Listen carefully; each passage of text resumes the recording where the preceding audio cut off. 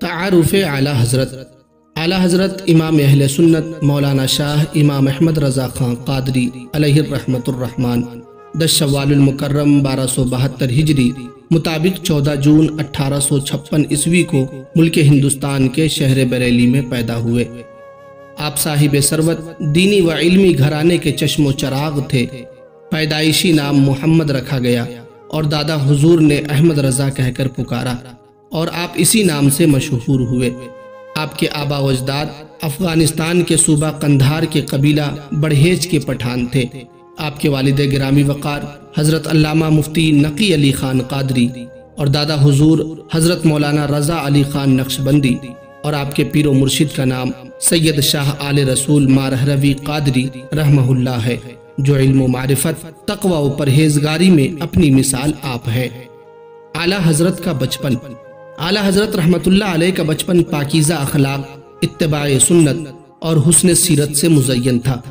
ابتدائی تعلیم والد گرامی وقار سے حاصل کی۔ 4 سال کی عمر مبارک میں ناظرہ قرآن مجید مکمل کر لیا۔ حافظہ ایسا مضبوط تھا کہ 1-2 بار سبق دیکھ کر کتاب بند کر دیتے تھے اور استاذ کو لفظ بلفظ سنا دیتے۔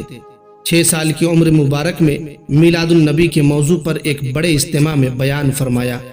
5 نمازیں تکبیر اولیٰ کے ساتھ مسجد میں باجماعت ادا فرماتے، ہمیشہ نگاہیں جھکا کر چلا کرتے تھے۔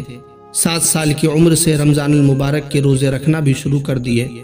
حصول علم۔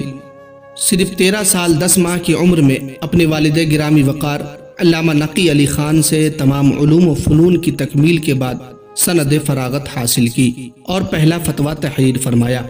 پھر اخیر وقت تک فتاویٰ تحریر فرماتے رہے۔ آپ کو 70 سے زائد علوم و فنون میں مکمل دسترس حاصل تھی۔ علم توقیت یعنی ٹائمنگ کے علم میں اس قدر کمال تھا کہ دن میں سورج اور رات میں ستارے کو دیکھ کر اس طرح گھڑی ملا لیتے کہ 1 منٹ کا بھی فرق نہ ہوتا۔ دینی علوم، قرآن مجید، تفسیر، حدیث، حدیث، فقہ، اصول فقہ، تصوف وغیرہ کے ساتھ ساتھ دنیاوی علوم جیسے علم ریاضی، میتھمیٹکس، علم تکثیر، علم حیت، ایسٹرونومی، علم جفر وغیرہ میں بھی مہارت حاصل رکھتے تھے۔ آپ رحمت اللہ علیہ نے فقط 1 ماہ میں حفظ قرآن مکمل کر لیا۔ آپ کی حاضر جوابی سے لوگ حیران و ششدر رہ جاتے۔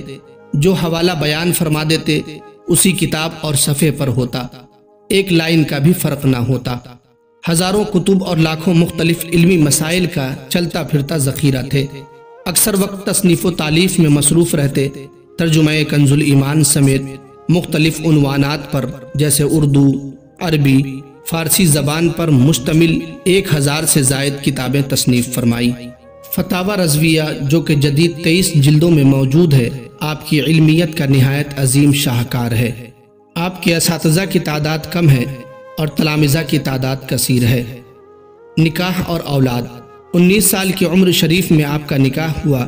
آپ کی کل 7 اولادیں ہوئیں، 5 بیٹیاں اور 2 بیٹے۔ شیخ العلماء حجت الاسلام مولانا حامد رضا خان اور دوسرے شہزادے مفتی اعظم ہند مولانا مصطفیٰ رضا خان۔ حج زیارات و مکہ مدینہ۔ آپ نے 2 بار حج کیا۔ پہلی بار والدین کے ساتھ گئے اور بڑے بڑے علماء مکہ و مدینہ سے حدیث، فقہ، اصول، تفسیر و دیگر علوم و فنون کی سندیں حاصل کی۔ دوسری بار دیگر گھر والوں کے ساتھ گئے اور کبار علماء مکہ و مدینہ نے آپ رحمت اللہ علیہ سے سندیں اور خلافتیں حاصل کی اور دونوں بار نہایت ہی اعجاز و اکرام کے ساتھ پیش آئے، اور دوسری بار روضہ رسول صلی اللہ علیہ وسلم پر حالت بیداری میں حضور علیہ الصلاۃ والتسلیم کی زیارت سے مشرف ہوئے۔ سبحان اللہ، سنا ہے آپ ہر عاشق کے گھر تشریف لاتے ہیں، میرے گھر میں بھی ہو جائے چراغا یا رسول اللہ۔ عشق رسول صلی اللہ علیہ وسلم۔ آپ عشق حبیب خدا کا سرتاپا نمونہ تھے۔ محفل میلاد شریف میں ادباً دونوں زانوں پر بیٹھے رہتے۔ ہر ادا سنت مصطفیٰ صلی اللہ علیہ وسلم کے مطابق ہوتی۔ پاؤں پھیلا کر نہ سوتے، بلکہ اس طرح سوتے کہ جسم کی حیت لفظ محمد جیسی ہو جاتی۔ پوری زندگی حضور کی مدح و ثنا کرتے رہے۔ عظیم الشان نعت گو شاعر تھے۔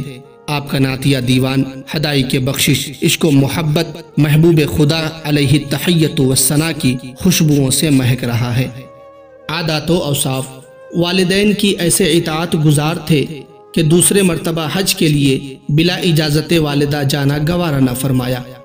علماء اہل سنت کے ساتھ نہایت ہی عزت و تکریم کے ساتھ پیش آتے، خصوصاً سادات کرام سے بہت محبت فرماتے۔ مسلمانوں کی دلجوئی، حوصلہ افزائی اور اصلاح کا جذبہ آپ کی ذات مبارکہ میں کوٹ کوٹ کر بھرا ہوا تھا۔ بچوں پر شفقت فرماتے، بڑوں کا ادب و احترام سکھاتے، کبھی بھی قہقہا یعنی زور سے نہ ہنستے، جانب قبلہ نہ تھوکتے، نہ ہی پاؤں پھیلا کر بیٹھتے۔ آپ کبھی وقت ضائع نہ فرماتے اور بعد عصر عام ملاقات فرماتے۔ ہمیشہ اپنی ذاتی اشیاء استعمال فرماتے، کھانے پینے پہننے کی کوئی چیز کبھی کسی سے نہ مانگتے۔ آپ نے کبھی اتنا مال جمع ہونے نہ دیا کہ آپ پر زکوٰۃ فرض ہو۔ جو بھی مال آتا راہ خدا میں خرچ کر دیتے، امیر و غریب میں کوئی فرق نہ کرتے۔ غریبوں کو کبھی خالی ہاتھ نہ لوٹاتے، ہمیشہ ان کی مدد فرماتے۔